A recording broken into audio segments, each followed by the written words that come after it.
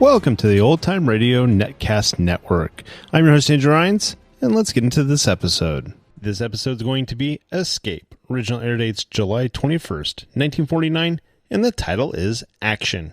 Joseph Kearns is in one of the roles, and I hope you enjoy. Suspense, which is usually heard at this hour on Thursday nights, is taking its customary summer holiday. Suspense returns to the air 6 weeks from tonight on Thursday, September 1st.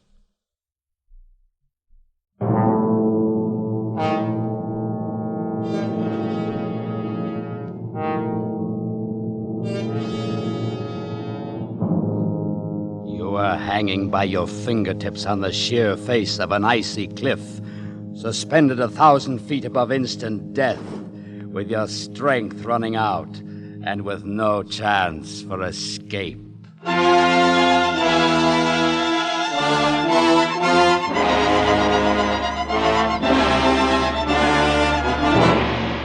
We offer you Escape, designed to free you from the four walls of today for a half hour of high adventure.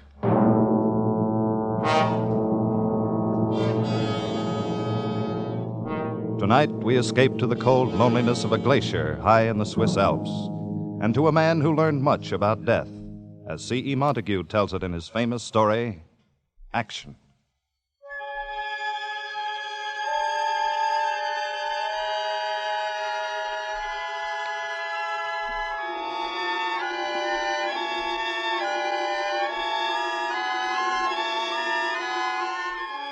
High in the Swiss Alps, well above 12,000 feet, a man clings with desperation to the frozen glass wall of the ShareAlike Glacier.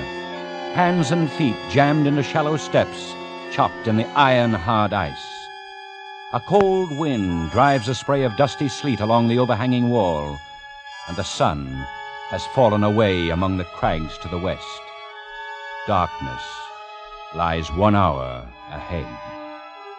The man has climbed with painful care 1,000 feet up the glacier's face from the broken moraine at the foot, and has moved now onto the underside of a great bulge in the ice, a part of the wall which breaks out beyond the perpendicular.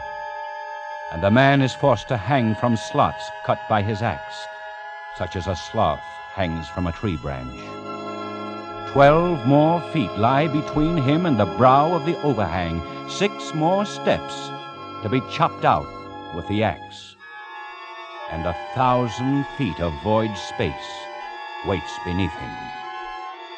The man is unable to lift his heavy axe for even one more stroke. He is tired, and he is 52 years old. No experienced mountaineer would ever attempt the west face of the ShareAlike Glacier, and yet this man is an experienced mountaineer. And why? Why? What strange events have conspired to bring him along the path of his life and leave him hanging now, in peril, on the brink of eternity? Through what shadows has that path led him? And where are those who saw him pass? Can we ourselves move along it, move back step by step against the river of time, move backward along the life path of Christopher Bell?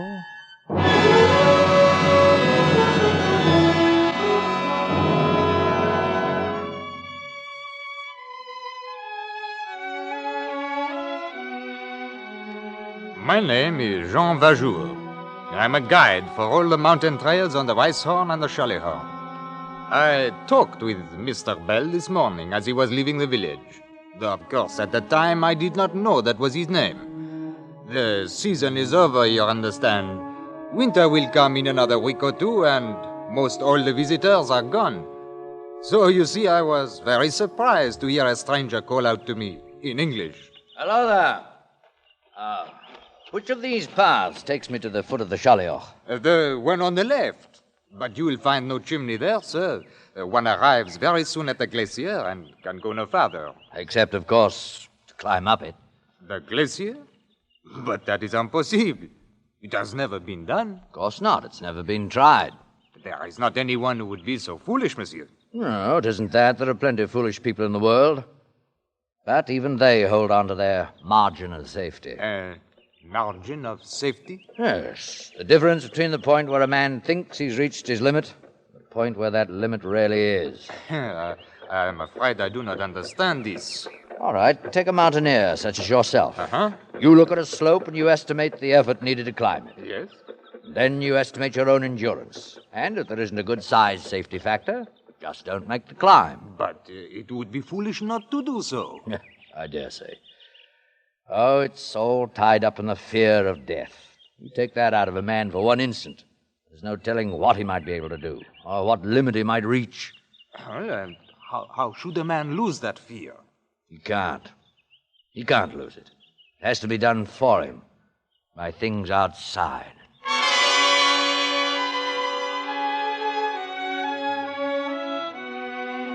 He turned and left me then, this Mr. Bell, and walked up the path towards the glacier. That was early this morning, and I did not see him again. His talk with me made no sense, and I could not understand what he meant to do or why he was going to do it. I remember thinking, what a strange man. But I really know nothing more about him. I believe he arrived in the village only last night and took a room in the Zinal Inn.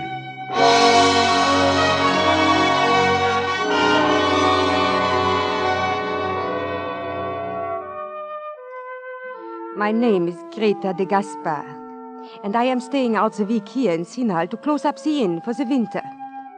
I have known Mr. Bell for the last 30 years.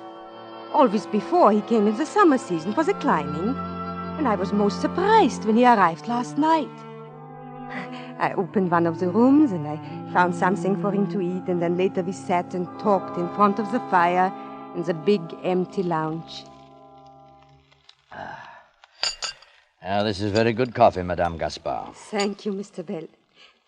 Had you let me know you were coming, I would have had everything ready for you, just like all the other times. Like all the other times.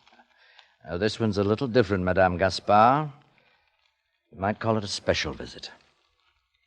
Oh, it is all so different now from the old days. Then it was you and your madame would come here, and it was Gaspard and I. And the summers seemed to last forever. I thought everything would last forever when she was alive. Now I'm really alone in the world. As am I. And it is not good to be alone. It gives one no reason for living. But there may be stronger reasons for not wanting to live. Is there something troubling you, Mr. Bell? No, not now. There may have been, but not now.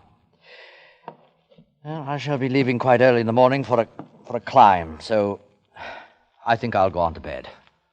Good night, Madame Gaspard. Mr. Bell left the inn this morning before I wakened, and I have not seen him again. I have never known him to act so strange before. I have no idea what the reason is or what he may be planning to do, but I am sure something is troubling him. Perhaps it may be something connected with his business in London.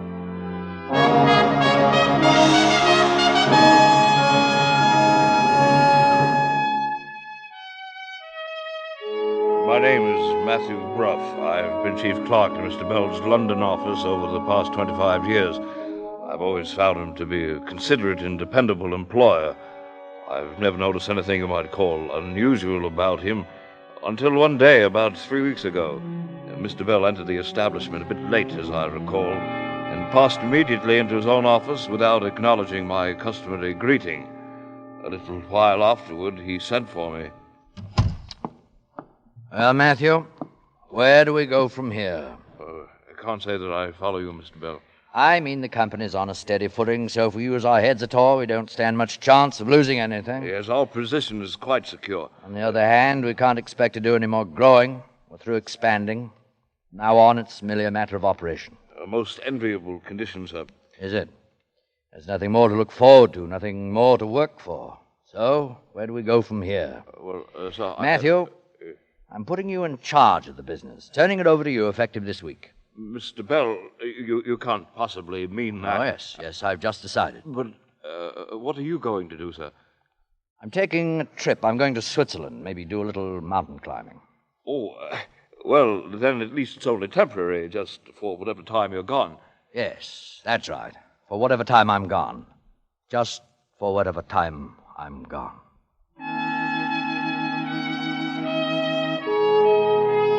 Before the end of the week, he had arranged all the necessary papers and had left London. I haven't heard a word from him since, though I presume he's somewhere in Switzerland. Actually, however, I haven't the faintest idea where Mr. Bell may be right at this moment.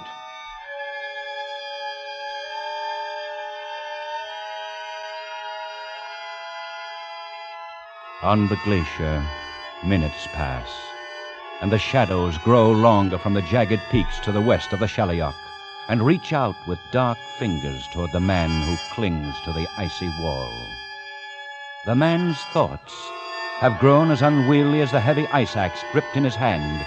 He keeps trying to remember that he is Christopher Bell, a human being, and not a part of this free and empty space. For he knows if he stops remembering that, he may forget all else too, and then let go.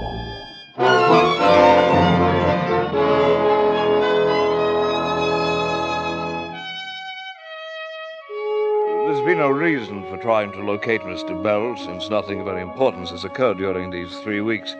I'm sure he's quite all right. Only one thing still puzzles me a bit. The remarkable change in him on that morning 3 weeks ago. I'd never heard him talk like that before. And whatever the reason for it, I'm quite sure it was something that happened that morning before he came to the office.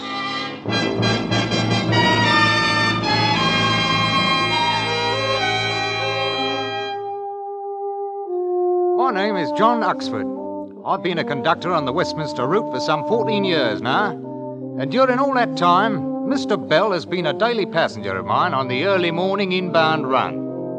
As I recall it, the first time anything you might say, well, out of the way ever happened between us was one morning about 3 weeks ago.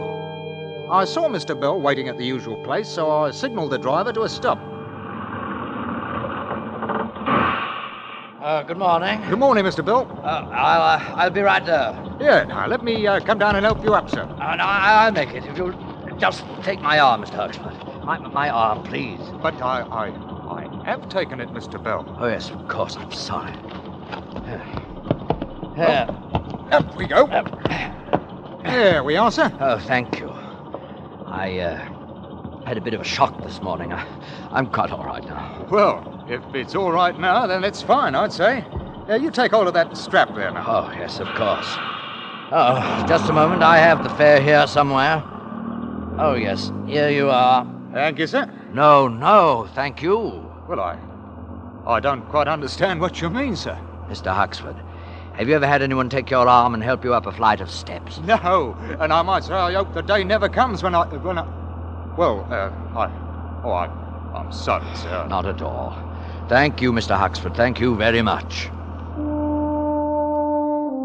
I don't rightly know what was wrong with him, though it's certain that something was, as I haven't seen him for nearly 3 weeks now. I can't imagine what it might have been that happened to him that morning before he got on the bus.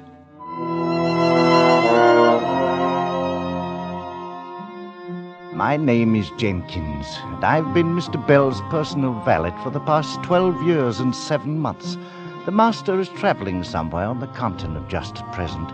Been gone something over 2 weeks now. Decided rather suddenly, I believe. In fact, I rather think something happened one morning about 3 weeks ago that caused him to make up his mind, though I really haven't the faintest idea what it might have been.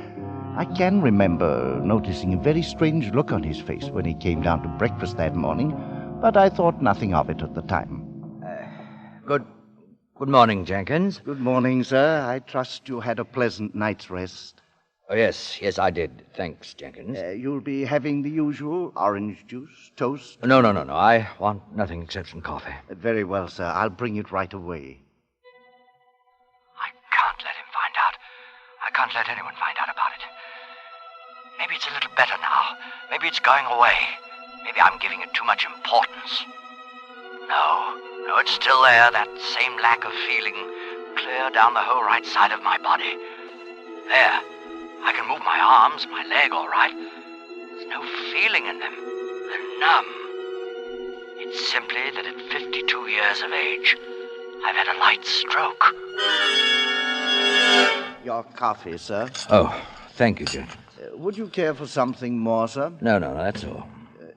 If you pardon me, sir, you don't seem quite yourself this morning. I do hope you're not ill. Oh, no, I'm quite all right, Jenkins. I hope you won't mind my saying this, Mr. Bell, but you don't take very good care of yourself anymore. Oh, now, Jenkins. It's been years now since you had a checkup, sir. Not since the mistress passed away, in fact. I'm quite all right, Jenkins. I'm quite all right. Then I'm relieved to hear it, sir. I'll bring your paper now. Good Lord. Is this what a man slaves his life away for, to end up helpless, dependent upon others, to be wheeled about, put out in the sun, taken in, like some great fat lava? Oh, it's disgusting. But I've got to face it. This stroke is the first warning. There'll be others, worse ones. And in a short time, I'll be helpless. Oh, there must be some way out. Not suicide, but some way. There's got to be some way.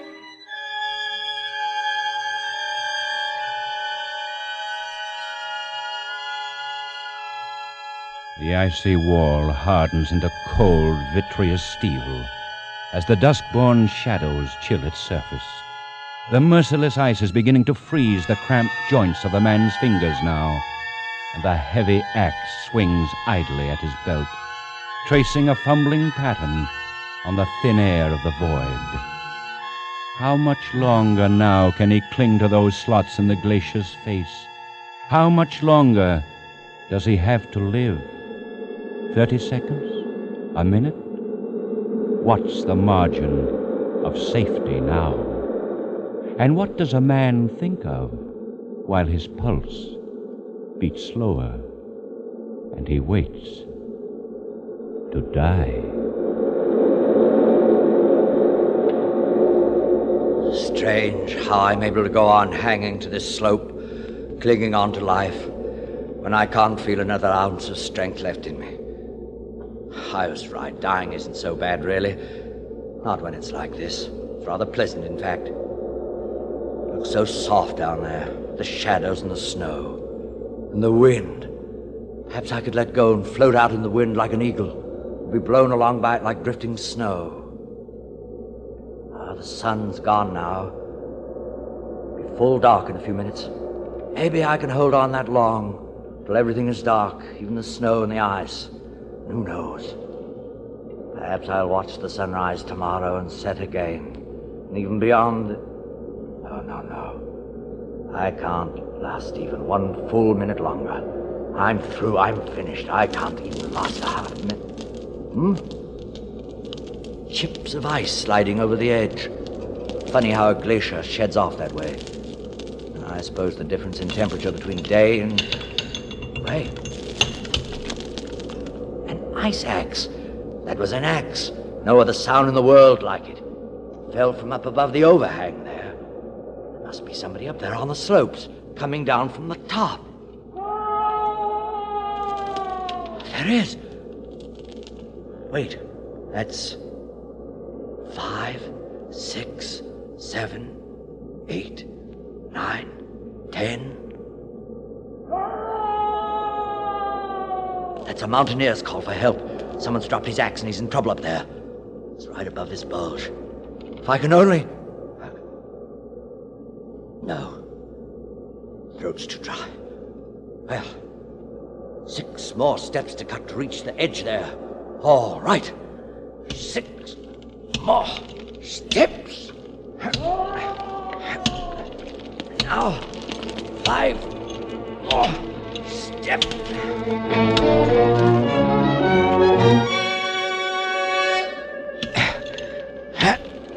Just about does it. The last step. Cut the rope and let me go. There's no It's a woman. Hold on there! I'll be with you in a minute. Somebody's coming! There's someone down here! Now, over the edge. Take it easy there. Everything's going to be all right. Oh, thank heaven. I don't know where you came from, but thank heaven you're here. Here. Easy now. Let's get a step out for your feet here. I was just below the overhang there. Heard the fellow up above call out. He's got quite a voice on him. It's my husband. Oh, please, hurry. Easy now. Have a step out here in a second. You can put your feet on it. You get your breath. Then we'll tackle the slope. There now. That's it. I'll just scrape all this ice away. Easy there. Oh, that's better, isn't it? Oh, yes. Oh. You're all right now. You just lean there. And when you feel like it, we'll go on up. Oh, my name is Christopher Bell, by the way. I'm Anna Gollan. Oh, thank you. I thought we were done. I was cutting steps down ahead in the slope, and I slipped and dropped my axe. The rope held me, but neither of us dared to move. Well, you're all right now. As soon as you rest a minute, we'll cut some more steps back up the slope. You know, you shouldn't have started down this way. You'd never have been able to pass that bulge. Yes, I can see that now. Of course, it's harder to tell when you're moving downslope. Yes, I suppose it is. You were coming up the slope, weren't you? Yes, I came up from the foot. Alone and without a rope, and you deliberately climb onto the underside of an overhanging wall. Let's just say we're both foolhardy. Is that what you call it? Well, if you've got your breath back now, suppose we start up the slope. Yes.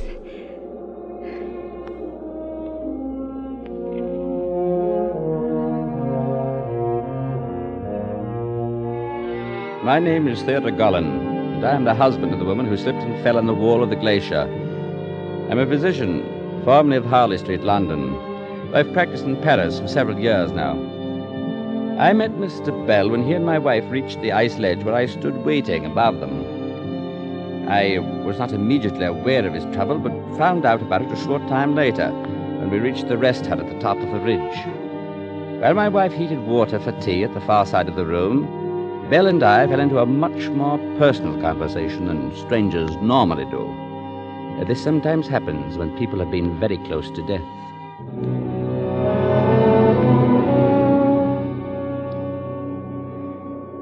Well, at any rate, Dr. Gollan, you can see how it is. The life of an invalid doesn't seem very appealing to me. Tell me something, Mr. Bell. Yes? I gather you were pretty well done in when I called out there in the glacier. Couldn't lift a hand. Then how do you account for being able to chop 6 steps into that ice in a matter of some 5 minutes? I don't know exactly. I was through. I couldn't have lasted 30 seconds more. But when I realized somebody was in danger, I forgot about it. And this numbness, this lack of feeling in your right side, didn't bother you? No, I didn't notice. It isn't quite so bad even now. There's your answer, Mr. Bell. I don't believe I follow you. Action. When you were in action, working because you had a reason, living because you had to, because somebody was depending on you, then you were all right. Everything was back in its place again. Perhaps. But a man can't spend all his time climbing up a mountain. Oh, I don't mean physical action, movement. Call it incentive if you like. Maybe that's a better way to put it. Incentive, eh? It's the one top pressure that keeps life moving and growing. And it's what you need. Well, it's an interesting theory, Doctor. But it's only a theory, hmm? I'll have the tea ready in a moment. Anybody interested? I am, my dear. Lucky we brought it. If no one minds, I believe I'll have a turn outside while we're waiting.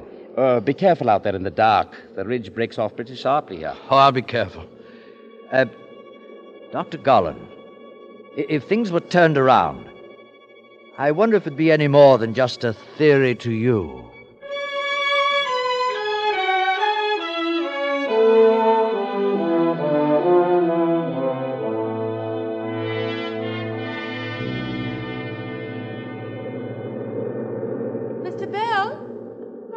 I'm over here, Mrs. Gull. Beautiful, isn't it? With the stars so clear and bright. Yes. Well, there won't be many more clear nights before the winter storms. It would be a shame to give it up, you and I. What do you mean? I've got to say this quickly. We're not the kind to commit suicide, you and I. What? You deliberately climbed into a dead end out on that glacier. And, I did the same thing. I went ahead and I picked the route down that slope. Sure. No, wait. In 30 seconds, I would have cut myself loose from that rope. Oh, we went to an awful lot of trouble so we wouldn't have to call it suicide. But why? I have a brain condition.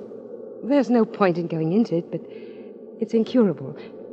Sooner or later, at any moment, I shall go blind. Oh, no. My husband doesn't know about it, and I don't want him to know. I'll make a bargain with you. What sort of bargain? I'm not brave, really. To go on living, I need something to cling to. I need to know all the time that there's someone else with courage, too.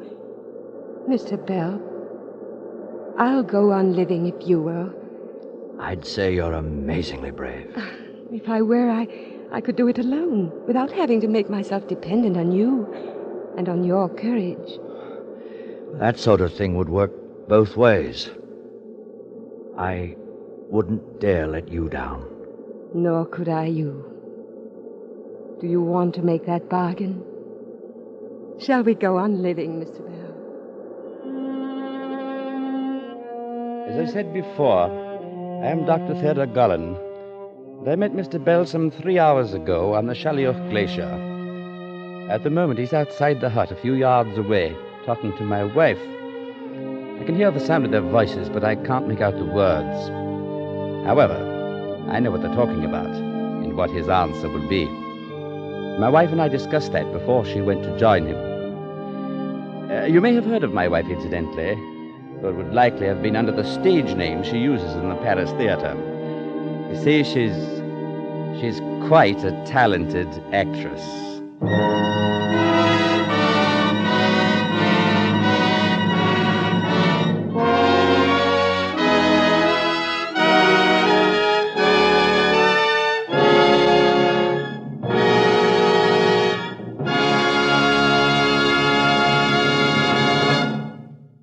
Escape is produced and directed by Norman MacDonald. Tonight we have presented Action by C.E. Montague, adapted for radio by Les Crutchfield. Featured in the cast were Joseph Kearns as Mr. Bell, with Maria Palmer, Wilms Herbert, Ben Wright, Jeff Corey, Tudor Owen, and Bill Johnstone. Special music arranged and conducted by Wilbur Hatch.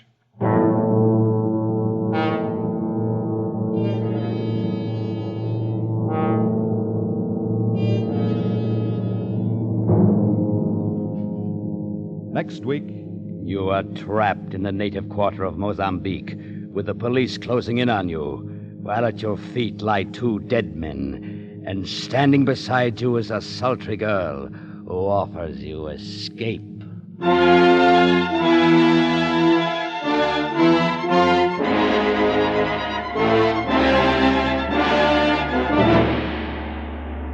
Next week, we escape with a gripping story by Percival Gibbon entitled Second Class Passenger. Be with us next week at this same time when once again we offer you Escape.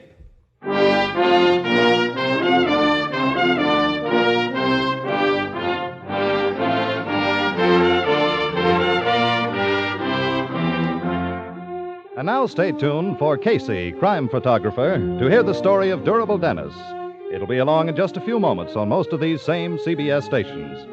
This is Tip Corning speaking.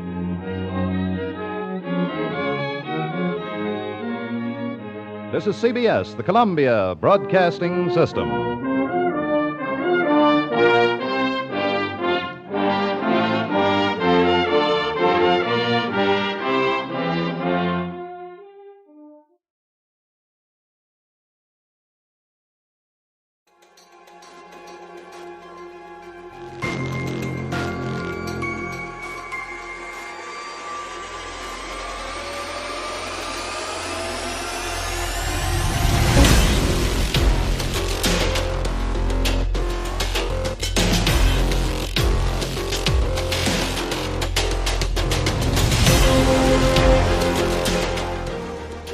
Welcome back. I hope you enjoyed this presentation from the Old Time Netcast Network.